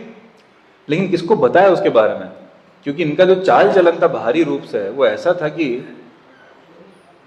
लोग उनको सामान्य कर्मी भी ना माने, बहुत ज्यादा कर्मी माने। तो उनको समझ में नहीं आया कि किसको बताऊं। तो पूरे नवद्वीप में 2 ही लोग थे जिनको पुंडरीक विद्यानिधि के बारे में मालूम। क्यों? क्योंकि ये भी चट्टोग्राम से थे, इनका जन्म वहां हुआ था, श्री मुकुंदा और श्री वासुदेव दत्ता। तो वासुदेव दत्ता तो वैसे ही अपने उसमें खोए रहते थे, तो इन्होंने सोचा कि मेरा बहुत अच्छा मित्र है गदाधर पंडित, तो मैं उसको बताता हूँ। तो एक गदाधर पंडित के पास गए, तो गदाधर पंडित इतने सरल भक्त बताए। गदाधर पंडित ब्रह्मचारी थे और उनके बारे में बताया जाता है कि अत्यंत सरल थे। राधा रानी भी बड़ी सरल थी ना, उन्हीं के ये विस्तार थे। तो उन्होंने कहा कि देखो मैं आज तुम्हारे ऊपर एक बहुत बड़ी तुम्हारी सेवा करना चाहता हूँ, क्योंकि तुम मेरे परम मित्र हो। वो बोले क्या? बोले तुम हमेशा भक्तों के ही संग में रहते हो, किसी और का संग नहीं लेते हो। तो मैं आज तुम्हें ऐसे परम वैष्णव का संग दिलवाऊंगा जो तुम सोच भी नहीं पाते, और ऐसे वैष्णव का संग प्राप्त करके तुम्हें अपने जीवन की अनुभूति, सर्वोच्च अनुभूति प्राप्त होगी। बोले अच्छा, बोले अच्छी, बहुत बड़ी बात, बहुत अच्छी बात है, चलिए चलिए, तुरंत लेकर चलिए। नहीं, इसके बदले में मुझे कुछ चाहिए। क्या? तुम अपने जीवन पर्यंत हमेशा मेरा स्मरण करना, क्योंकि तुम महाप्रभु को बड़े प्रिय हो, और तुम मेरा स्मरण करोगे तो मैं भी महाप्रभु को प्रिय हो जाऊंगा, है ना। बस मेरे लिए ये कृतज्ञता रखना कि मैंने तुमको इनसे मिलवाया। और चलो चलो, तुम इतना बता रहे हो तो बड़े विशेष भक्त होंगे। तो लेके गए ये, है ना। अब गदाधर पंडित जो इतने सरल और ऑस्टियर भक्त हैं, तपस्वी भक्त, तो ये गए पुंडरीक विद्यानिधि से मिला। गदाधर पंडित किस टाइप के भक्त थे? जो कभी डिजाइनर कंठीमाला भी ना पहने, जो भी कलर वाला बीड बैग भी ना स्वीकार है। ओके, अब ये जा रहे हैं पुंडरीक विद्यानिधि से मिलना। तो और महाप्रभु जब भक्तों को बताए थे तो भक्त लोग भी बोले थे हमें भी पुंडरीक विद्यानिधि से मिलना है। तो महाप्रभु बोले तुम्हारे जीवन में सौभाग्य का उदय हुआ है कि तुम्हारी इच्छा जागृत हुई है कि तुम्हें पुंडरीक विद्यानिधि से। तो सोचो बाप रे, ये पुंडरीक विद्यानिधि क्या तोप है ना। तो काफी विस्तार से मतलब वृंदावन दास ठाकुर ने इसके बारे में उल्लेख किया है। तो गदाधर पंडित मध्व मिश्रा के पुत्र थे और बड़े ही अच्छे ब्राह्मण भक्त थे। तो जब पुंडरीक विद्यानिधि के पास इनको लेकर आए मुकुंदा, तो उनको कहा ये देखो ये है महान भक्त पुंडरीक। अब पुंडरीक उस समय क्या कर रहे थे जो गदाधर पंडित ने देखा? तो कहा कि बड़ा आलीशान जगह थी, एकदम सुसज्जित, बिल्कुल कलरफुल, सारे ड्रेप्स मतलब बड़े बड़े पर्दे जैसे, है ना, जैसे ये रॉयल पर्दे ना, इसको ड्रेप्स बोलते हैं इंग्लिश में। और बड़े ही मतलब बहुत सारे उनके चेले चपाटी नौकर टाइप, ऐसे दास ऐसे लोग थे। और प्रिंस के रूप में, मतलब एकदम जैसे कोई आपने देखा कोई एकदम राजा के रूप में सजा धजा था, प्रिंस के रूप में ऐसे थे। और उनका एक बहुत आधुनिक प्रकार का मेटल का, चमकने वाले मेटल का सिंहासन था। बोले बाप रे, ये तो एकदम। और उसके ऊपर जो गद्दी थी वो भी एकदम रॉयल थी, और उसके ऊपर जो ये लगा हुआ था ऐसा, तो वो सिल्क का था, सिल्क पे बैठे एकदम, है ना। और फिर उनके जो आसपास जो हाथ रखने के थे वो ब्रास के थे, ब्रास, पीतल, है ना। तांबे और चांदी की बर्तन वगैरह आसपास थे। ऐसे कई तरह के खाद्य पदार्थ वहाँ रखे हुए थे, पेय, है ना, तरह तरह के पेय, तरह तरह के फल फ्रूट, ड्राई फ्रूट्स, मिठाइयाँ। और ऐसे ऊपर से लैम्प्स टंगे होते, जनरली लालटेन टाइप होते थे ना, दीपक टाइप, तो इनके ना पीतल के बड़े बड़े लैम्प्स थे, और उसमें घी के साथ बाती जल रही थी। तो ये एकदम सोचे कि भाई ये क्या है, क्या मतलब ये जगह क्या है और ये व्यक्ति क्या है। और ये सब अगर पर्याप्त नहीं था तो और सुनिए, तो इनके लिए सैफरन मतलब केसर से सुसज्जित एकदम पानी के घड़े, मतलब वहाँ जिसमें केसर डला हुआ है या अलग अलग ऐसे गुलाब जल। अब उस समय ये सब आम आदमी के पास भी नहीं होता था। बोले भाई ये क्या है। और उनके दाएं हाथ के बाजू में एक बहुत अच्छे सुसज्जित स्टूल पर एक चांदी के पात्र में पान रखे हुए थे। तो पान खाता है वो भी एकदम सब कुछ चीजें लगा लोगों के बिल्कुल। हाँ, पान को देख के भी समझ सकते हो कि ये जो है बड़ा स्पेशल दुकान से लेकर आया। और उसका मुखमंडल कैसा था, तो पहना तो सारे प्रिंस के कपड़े था, तो बड़ा मुकुट था और उसके मुखमंडल पे तिलक लगे हुए थे ऐसे। तिलक तो ठीक है, लेकिन पूरा मुखमंडल भी ऐसे जिसको आप डीटी को सजाते हो। आदमी, उसके हाथों में ऐसे ब्रेसलेट्स वगैरह थे सोने के, और सारे इसमें रत्न जड़ित अंगूठियां और ऐसे लंबे लंबे हार, और वो चामर और वो फैन कर रहे हैं आसपास से इसके जो नौकर दांत, और ये ऐसे दर्पण में देख रहा है। तो गदाधर पंडित ने सोचा ये मुकुंद की मति मारी गई है, जो स्वयं तो पता नहीं क्या हो गया इसको, मुझे भी जो है यहाँ। लेकिन गदाधर पंडित क्या भारतीय भक्त था टिपिकल, जो बेचारा कोई बोल नहीं पाता था। नहीं नहीं अच्छी बात है। तो मुकुंद को समझ में आ गया ये जो है गया, और इसको सुगंध भी आ रही थी। बोले अरे पता नहीं इसने कृष्ण को अर्पित किया है कि नहीं, क्योंकि उसने अपने बालों में सैंडलवुड ऑयल लगा रखा था एकदम, मतलब बहुत। तो बोला चलें अभी हो गया। मुकुंद बोले रुको रुको अभी थोड़ा रुक जाओ, है ना, वैष्णव के संग में आए हैं। तो अब इसको लगा कौन सा वैष्णव और कौन सा संग। और ये अपने मन में क्या सोच रहे थे, मुकुंद बोल रहे थे वैष्णव के संग में आए हैं, परम वैष्णव। और गदाधर सोच रही है मेरे को वैष्णव ने, ये एक्चुअली में वृंदावन दास ठाकुर बताते हैं कि गदाधर पंडित को लगा कि कामदेव है ये, और ये बोल रहा वैष्णव है। तो बोला कि तो बोला अभी मैं सोच रहा हूँ चले जाता हूँ अब जाके अपने। तो है ना, तो जब मुकुंद ज्यादा बोलने लगे नहीं नहीं वैष्णव का संग लो, तो ये बोली किस तरह का वैष्णव है ये, दिखता नहीं तुमको। अब गदाधर पंडित बोल दिए मतलब बहुत बड़ी बात है ना। कभी सरल भक्त कभी किसी की निंदा, लेकिन उन्होंने प्रश्न चिन्ह उठा दिया। बेचारे बोले भी नहीं डायरेक्टली, ऐसे बोले किस तरह का वैष्णव है ना। ये ऐसा वैष्णव कोई होता है क्या जो बताने लगे ऐसा ऐसा कर रहा है, देखो ये मतलब मैं मुझे छोड़ दो तुम, मैं सरल आदमी हूं। तो मुकुंद ने कुछ नहीं बोला। फिर मुकुंद ने एक श्लोक गाया है ना, श्रीमद् भागवतम से, अहो बकीयम स्तन कालकूटम। अब ये जो श्लोक है ये पूतना का वध करने के बाद श्री कृष्ण पूतना के सार को देखते हुए, अभी पूतना को कौन समझ पाएगा कि भक्त है, जैसे यहां पर इनको लेकिन पूतना को कृष्ण ने तार दिया। कम व दयालु शरणम प्रपद्ये, कि ऐसे दयालु भगवान कहाँ मिलेंगे, ऐसे दयालु स्वामी। जो पूतना जो उनको मारने आई थी और जो बच्चों को मर्डर करती रहती थी, उस पूतना के हृदय में इन्होंने क्या देखा, देखो मेरे लिए तो मातृत्व था भाई, इसने तो मुझे अपना स्तनपान कराया जो भी है, अरे लेकिन उसमें तो पॉइजन विष डाल कर रखा था, तो क्या हुआ, एक माँ की तरह व्यवहार तो किया ना। बोले क्या कृष्ण है ये तो अत्यंत सार देखने वाले सार ग्राही व्यक्ति हैं। इसी तरह से मुकुंद ने इनको दिखाना चाहा कि इनका सार क्या है।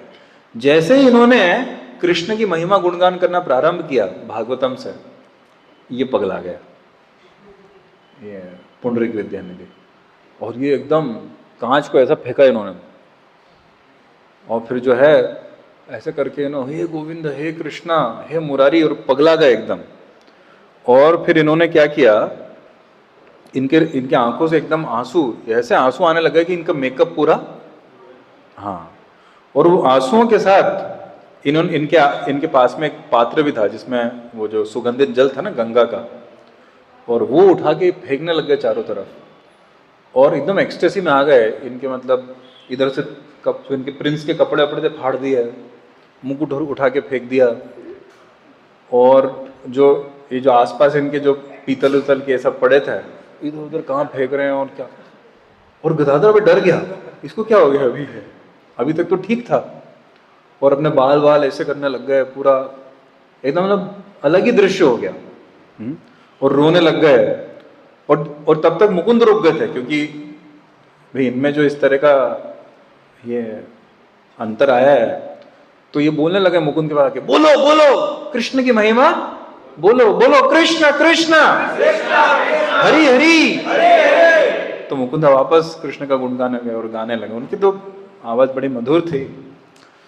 तो इन्होंने अपना जो सारा लग्जरी का आइटम था सब अपने आप से डिस्ट्रॉय कर दिया, है ना, और स्वयं की हालत भी ऐसी बना ली, और बस कृष्ण कृष्ण करके जमीन पे लोटपोट होके, और ऐसा लग रहा था कि पता नहीं क्या हो गया, इनकी कुछ विकार आ गया है या कुछ मिर्गी का दौरा पड़ गया है, क्या हो गया है। और कृष्ण, और इनको समझ में नहीं कि हुआ क्या है। गदाधर डर गया बेचारा, बोले नहीं कुछ नहीं, वो कृष्ण के भाव में खो गया है। और 6 घंटे ये मूर्छित हो गया, 6 घंटे। और मुकुंदा बोलता अब बस कृष्ण का नाम लो, इनको वापस लाना है। तो और ये उठ के फिर वापस आया और बस बैठ गया ऐसा, और रोने लग गया। बोलता है कि हे कृष्णा, मेरा हृदय कितना कठोर है कि मैं अभी तक तुम्हें प्रेम नहीं कर पाया हूं। मैं कैसे इस संसार में पड़ा हूं, मुझे कैसे तीव्र इच्छा नहीं है तुम्हारे पास लौटने की। ये तथ्य कि मैं आज तक अभी भी इस देह में और इस संसार में पड़ा हूं, मतलब मुझे तुमसे प्रेम नहीं है। और फिर रोने लग गए।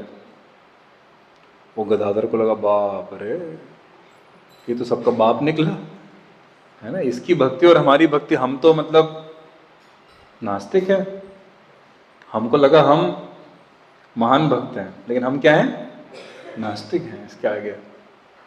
और गदाधर मुकुंदा को बोले चेक कर लो, इनकी हड्डी वड्डी तो नहीं टूट गई है। ये सब वृंदावन को बता रहे हैं कि गदाधर को लगा इनकी हड्डियां टूट गई होंगी, जिस तरह के ये विकार इनके देह में आए हैं। और उन्होंने धाड़ धाड़ इधर उधर अपना शरीर पटका है कृष्ण को स्मरण करते हुए। और गदाधर पंडित को लगा कि मुझे लगा था कि इनमें भौतिक इच्छाओं का तूफान है, इनमें तो भक्ति का तूफान निकला। Storm of ecstatic love of Krishna, है ना, ये उन्होंने एग्जैक्टली देखा। वो बोला कि मैंने आज तक कभी ऐसा आनंद किसी में देखा नहीं था। और फिर उनको लगा कि मैंने तो उनके प्रति अपराध किया है, क्योंकि मैंने अपने हृदय में क्या सोचा कि ये तो कर्मी है, ये तो नास्तिक है, ये तो विषयी है। तब उन्होंने कहा कि हे मुकुंद, तुम मेरे सबसे परम मित्र निकले। ये बहुत बड़ा स्पेशल है, देखो क्यों। क्योंकि उन्होंने कहा कि मुकुंद, मैं तो इनसे क्षमा प्रार्थी करने का भी मतलब मुझ में साहस नहीं है। क्या योग्यता है, मैंने इनके प्रति अपराध किया क्योंकि मैंने इनको गलत समझा, बाहरी रूप से, भौतिक रूप से इनका आकलन किया। लेकिन तुम तो इनको समझते थे और तुम मुझे यहाँ लेकर आए, कहा भी तुमने मुझे। और उन्होंने गदाधर, ये पुंडरीक विद्यानिधि को भी गदाधर के बारे में बताया था पहले, तो वो तो बड़े खुश थे, आइए आइए, है ना। लेकिन गदाधर पंडित ने जज किया। तो गदाधर ने इनको कहा, क्योंकि तुमने मुझे, है ना, इतने महान वैष्णव से भेंट कराई है और मेरी आंखें खोली है, इसलिए मैं तुम्हारे प्रति हमेशा कृतज्ञ रहूंगा। और उन्होंने कहा कि मैं तो इनको भौतिकतावादी व्यक्ति समझा था, लेकिन तो महान भक्त निकले। अब मैं इनके प्रति अपना अपराध क्षमा करवाना चाहता हूँ, और उसका एक ही तरीका मुझे लगता है कि मैं इन्हीं का सेवक बन जाऊं, है ना, हमेशा के लिए इनका शिष्य बन के। तो मुकुंद ने कहा अच्छा। तो ये बोले कि देखो, मैंने अपने जीवन में आज तक किसी ऐसे व्यक्ति को नहीं अपनाया था, किसी वैष्णव को, जिसका मैं कहा मानकर भक्ति करूं। और तुम्हें तो मालूम है कि अगर कोई अपने जीवन में ऐसा नहीं है तो हम ही निसार हैं, है ना, हमारे पास कोई सार नहीं है। अगर हम जब तक किसी वैष्णव को अपना स्वामी नहीं स्वीकार करें, तो बोले महाप्रभु तो हैं ही हमारे स्वामी, लेकिन मैं किसी ऐसे वैष्णव को अपना स्वामी स्वीकार करना चाहता था कि जिसको मैं दिन रात फॉलो करूं, और आज मुझे ऐसा वैष्णव मिल गया है। तो और फिर उन्होंने कहा कि आप इनसे अनुरोध करिए कि मुझे स्वीकार लें। और मुकुंदन इतने हर्षोल्लास के साथ इनको बड़ा प्रशंसा करी गई, तुमने बहुत अच्छा सोचा है गदाधर, बहुत अच्छा सोचा है। और गदाधर पंडित भी बड़े प्रसन्न हुए। और जब पुंडरीक विद्यानिधि फिर अपने कोमा से बाहर आ गए, स्पिरिचुअल कोमा से, तो फिर उन्होंने इन दोनों ने मतलब उनके पास गए और मुकुंद ने उनको बताया कि ऐसा गदाधर का विचार है, क्योंकि इनको लगा कि इन्होंने आपको गलत समझ लिया। तो वो रोने लग गए, बोले इन्होंने तो सही समझा था। तो गदाधर बोले नहीं नहीं, अब मैं पगलाऊंगा नहीं, अभी मुझे क्लैरिटी है। तो उन्होंने फिर अब देखिए पुंडरीक विद्यानिधि क्या बोला, कितने नंबर हैं।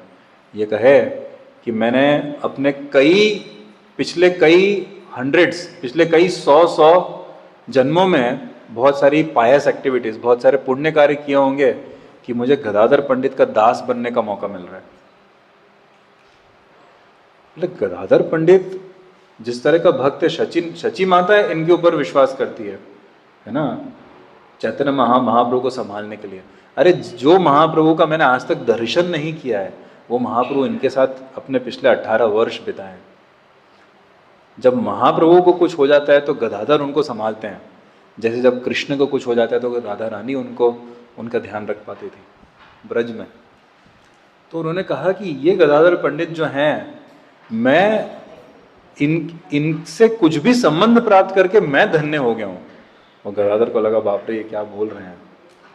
तो उन्होंने कहा कि अगर आपकी ऐसी इच्छा है कि मैं आपकी सेवा करूं गुरु के रूप में, तो उन्होंने फिर 2-3 दिन बाद का कोई मुहूर्त बताया कि आप उस दिन बस गंगा में स्नान करके आइए सुबह, और मैं आपकी इच्छा अनुसार आपको दीक्षा दे दूंगा।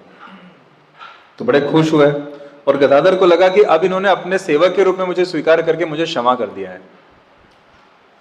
तो अब मुकुंद और गदाधर तुरंत वहीं से अपने घर ना लौट के महाप्रभु के पास गए और महाप्रभु को बताया कि ये पुंडरीक नाम के आए हैं। मुकुंद ने बताया मैं उनको बचपन से जानता हूँ, मैं इनको लेकर गया था, ऐसा ऐसा हुआ वृत्तांत। अब गदाधर कह रहे हैं कि ये उनसे दीक्षा लेंगे, और उन्होंने तो स्वीकृति भी दे दी है। और महाप्रभु इतने प्रसन्न हो गए, उन्होंने कहा हे गदाधर तुमने बड़ा अच्छा विचार किया है। और तुरंत वो उनके साथ मिलके पुंडरीक विद्यानिधि के पास आए। और जब पुंडरीक विद्यानिधि और महाप्रभु ने एक दूसरे को देखा, अरे बाप रे, जैसे कोई रामानंद राय और महाप्रभु मिले। तो दोनों ने ऐसा आलिंगन किया और इतने लंबे समय तक आलिंगन किया कि भक्तों को लगा कि शायद इनका शरीर एक होने वाला है। वृंदावन दास ठाकुर लिखते हैं कि as if Chaitanya Mahaprabhu wanted to merge Pundarik Vidyanidhi in his own body, you know, that kind of love, amazing. क्योंकि इनका राधा भाव था और वो वृषभानु महाराज हैं, है ना। तो और महाप्रभु ने कहा कि हे पुंडरीक आप मेरे पिताजी हो, आप मेरे पिता समान हो, आप कहाँ थे अभी तक मुझे अकेला छोड़ के इस दुनिया में। पुंडरीक बोले कोई बात नहीं, मैं आ गया हूं। तो चैतन्य महाप्रभु ने तब एक घोषणा करी कि कृष्ण ने पुंडरीक को इसलिए बनाया है जिससे कि कृष्ण प्रेम पूरे संसार में फैले, और कोई कारण ही नहीं है इनके अस्तित्व का। क्या महिमा करेगा ना, और कौन कर रहा है महिमा, है ना। और बोले कि आज मेरा जीवन धन्य हो गया क्योंकि आज मुझे पुंडरीक का संग मिल गया। तो गदाधर पंडित बड़े प्रसन्न हुए कि हाँ अब मुझे क्लियर है कि मैंने सही डिसीजन लिया, क्योंकि ये कृष्ण को मतलब ये महाप्रभु को बड़े प्रिय हैं। तो अगर मैं इनकी सेवा करूंगा, ये अगर मेरे गुरु रहेंगे, अगर मेरे स्वामी रहेंगे, तो मेरा जीवन भी धन्य हो जाएगा। नहीं तो मैं कृष्ण को प्रसन्न कैसे कर सकता हूँ, स्वयं की भक्ति से तो नहीं। जो कृष्ण को बड़ा प्रिय है उसकी सेवा मुझे प्राप्त करनी थी, तो आज मेरा जीवन धन्य हो गया ना। कितना सुंदर वर्णन है ये। तो वृंदावन दास ठाकुर बताते हैं उसके बाद कि ऐसे पुंडरीक का महिमा गान करने की योग्यता मेरे में नहीं है। मैंने तो बस थोड़ा सा बताया है उनके बारे में, बाकी आप समझ लीजिए कि पुंडरीक विद्यानिधि कौन होंगे। तो इसी तरह से अभी समय हो गया, 1 ही मिनट बचा है। तो इसी तरह से आगे और मतलब वर्णन आता है वहाँ पर कि कैसे भक्तों, हमारे जीवन में हमको भक्तों में केवल एक ही सार के ऊपर फोकस करना चाहिए, वो है कृष्ण के शरणम। ऐसा नहीं कि ये किसका डिसाइपल है, कौन सी परंपरा से है, कौन से मंदिर से है, गृहस्थ है या ब्रह्मचारी है, या बहुत ज़्यादा पंडित विद्वान है, भक्ति शास्त्री है नहीं है, या इनकी सेवा क्या है, कौन से डिपार्टमेंट में है, पुराना भक्त है नया भक्त है, वैसी बात नहीं है। तो जैसे महाप्रभु ने छोटा हरिदास और ये एक और हमने चर्चा नहीं करी, लेकिन वो जो इन्होंने वो क्या था ना, पैसे वाला एक प्रॉब्लम किया था, क्या नाम एक थे, हाँ क्या नाम था उनका, गोपीनाथ पटनायक। तो उन सब के केस में दिखाया महाप्रभु ने कि, और स्वयं भी संन्यास लिया, तो कि भाई वर्णाश्रम और इस दुनिया के जो तौर तरीके हैं उनको फॉलो करना चाहिए, उसमें कोई डाउट नहीं है।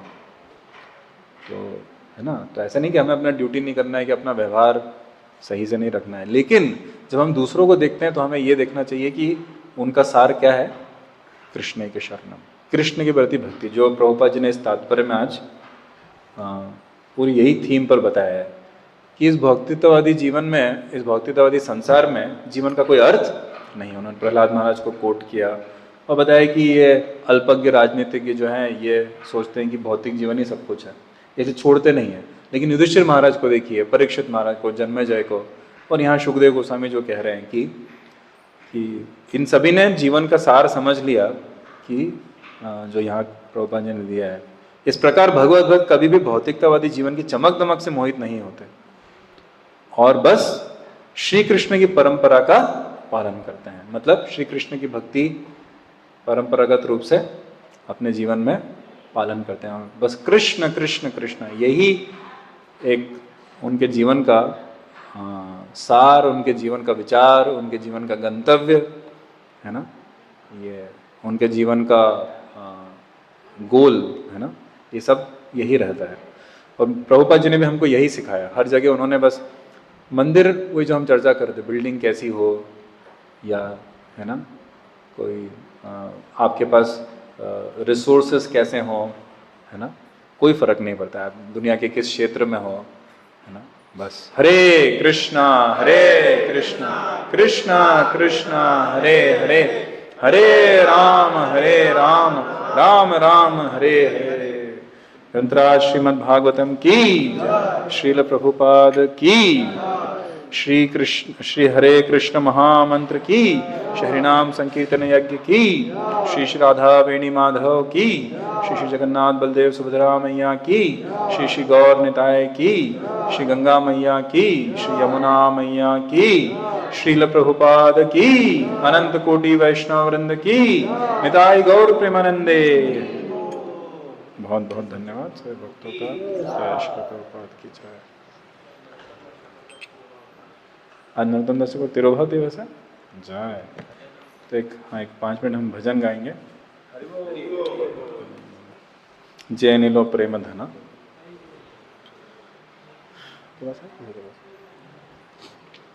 जय अनिलो प्रेम धना, करुणा प्रचो, जय अनिलो प्रेम धना, करुणा प्रचो, तेन प्रभु को था गेला आचार्य ठाकुर, तेन प्रभु को था गेला आचार्य ठाकुर, कहा मोरा स्वरूप रूपा, कहा सनातन,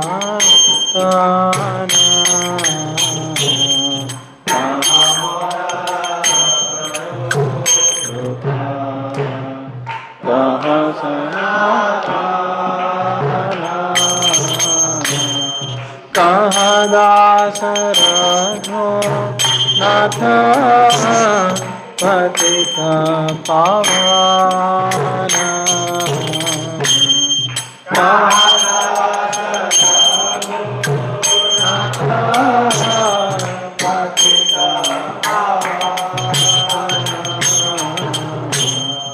कहाँ मोरा भटयुगा कहाँ कबीरा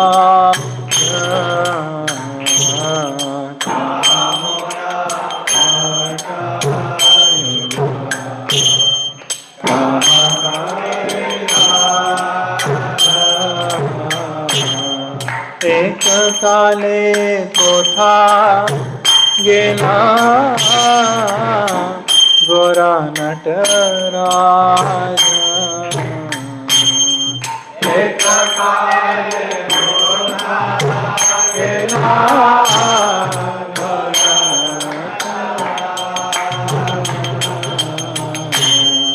पाषाणे कुटिलो माता अनले पशी हो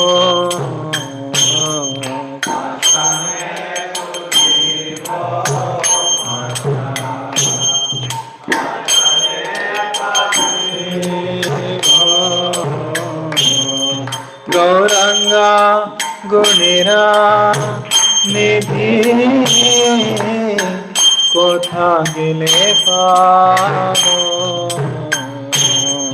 गौरंगा गुणिरा निधि कोठा गिले पारो से सब संगीना संगे जे कोई लोभिना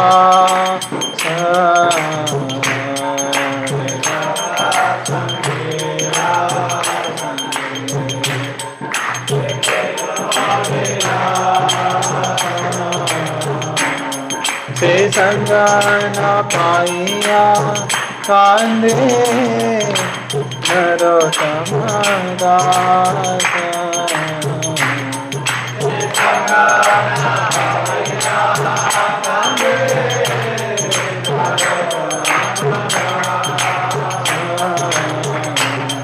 से संग न पाइया कांदे नरोत्तम दास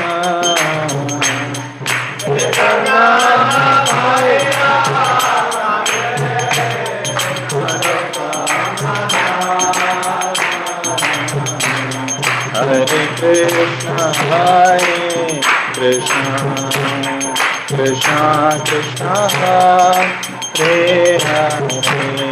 Hare Hare Rama Rama Rama Hare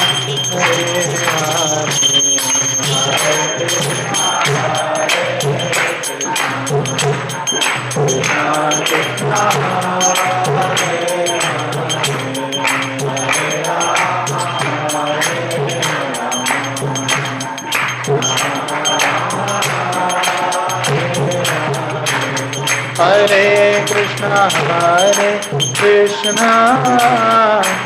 Krishna Krishna Hare Hare Hare Rama Rama Rama Hare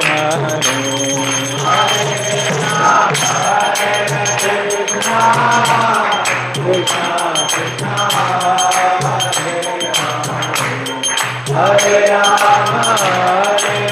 Rama Rama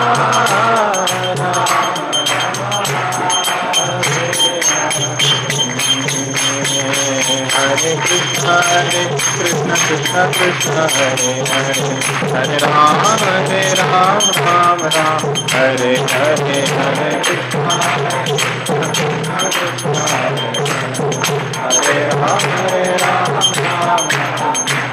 Hare Rama Hare Krishna Krishna Krishna Hare Hare Hare Rama Rama Rama Hare Hare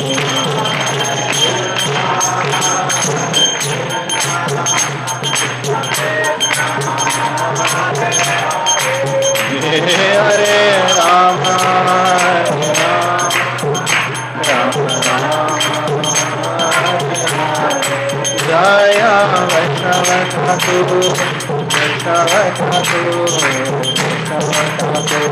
जय वैष्णव ठाकुर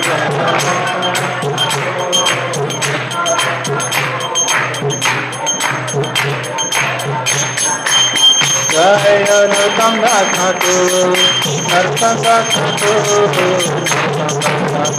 जय अनुतम दास ठाकुर जय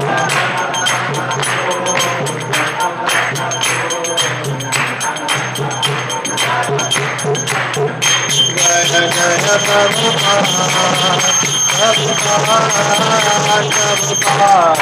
जय प्रभुपाद